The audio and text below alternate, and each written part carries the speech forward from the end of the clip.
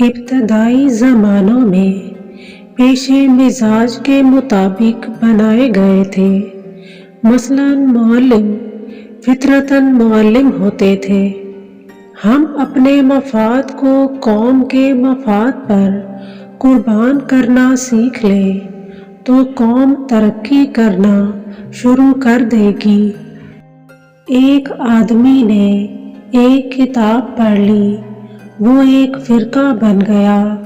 دوسرے نے دوسری کہانی پڑھ لی، وہ دوسرا فرقہ بن گیا۔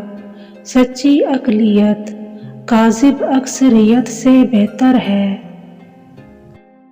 عظیم لوگوں کے ساتھ وابستگی اس وقت تک خطرناک ہو سکتی ہے جب تک وہ عظیم لوگ ایک مذہبی زندگی نہ گزار رہے ہوں۔ ہر اسم اپنے مسمى کے ساتھ رابطہ رکھتا ہے اور یہ رابطہ کبھی ضائع نہیں ہوتا۔ کلام کے پیچھے کلیم کی شخصیت ہوتی ہے۔ بے تعلق نصیحت یا بے تعلق تبلیغ ایسے ہے جیسے زبان غیر میں تقریر کرنا۔ مایوسی راستے کا سب سے بڑا رہزن ہے۔ اللہ تعالیٰ جانتا ہے کہ انسان کو ضعیف پیدا کیا گیا۔ ترغیبات کے رنگین جال میں انسان پھنس جاتا ہے اور جو لوگ اس جال سے بچ گئے وہ رحمت کے دائرے میں پناہ پا گئے۔